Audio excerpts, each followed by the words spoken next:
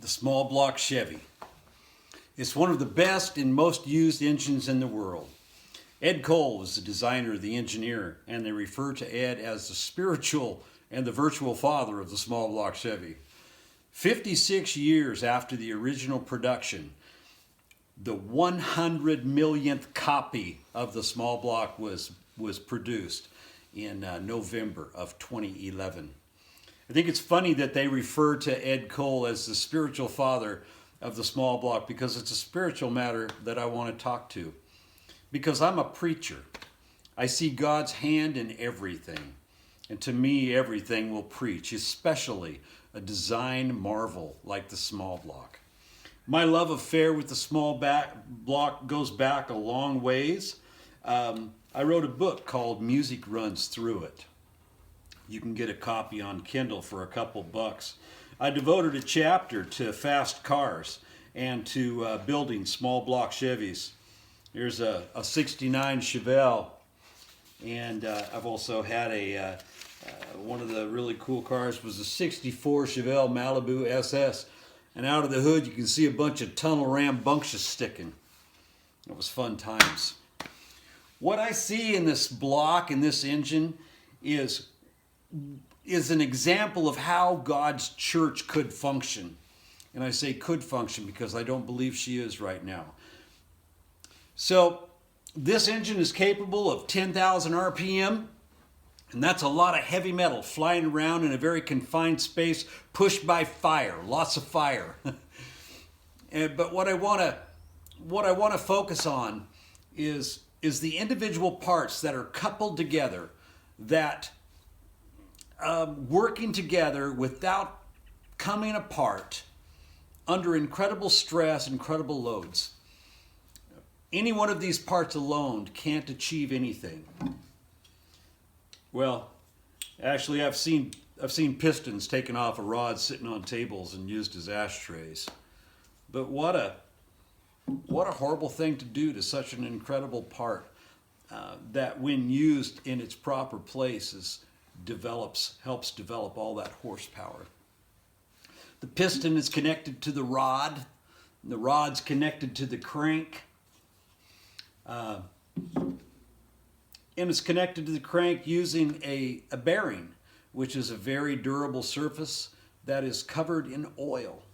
And that's a whole nother thing to talk about.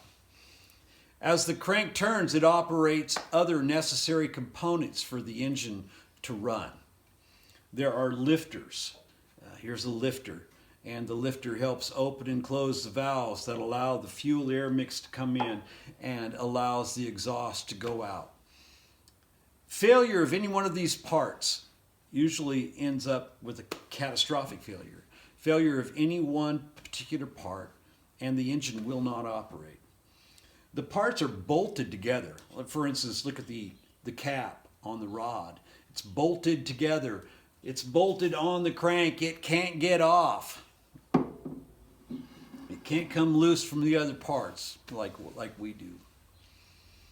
And there are some pieces that are considered accessories. They look good, and but they have to also bring value to the engine, like this air cleaner. This is a really nice looking air cleaner. And it does serve a purpose. It holds the air filter, because if you get dirty air in your engine, it can destroy it. So there is a purpose there. And you might be asking yourself, what's this got to do with God and the church? And I want to ask you a question. What part do you play in the world? What part do you play in your church? Are you a piston? Are you continually under fire, but you hold steady and you're fierce and you're loyal and your commitment not to come loose? Or are you a rod that is connected to that piston? It's taking all that heat and it's transferring that energy to the crank. Or are you a lifter? Do you just go up and down and you help open and close valves in God's perfect timing that allows the whole to run? Are you a bearing surface? Are you simply there and you provide that surface to help pieces work together?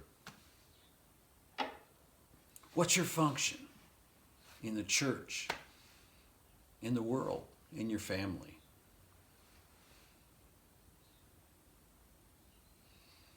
Are you an accessory?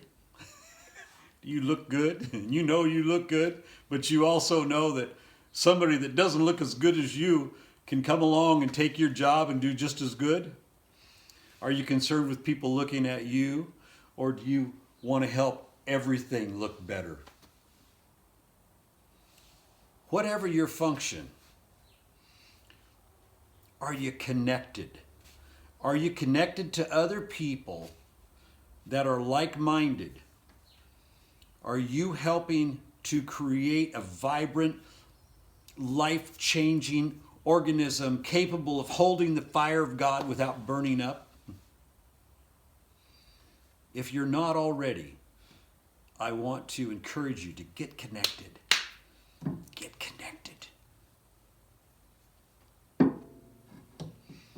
It's just some thoughts from this old gearhead that wants to see the church operate as efficiently as a small block Chevy. Until next time, blessings.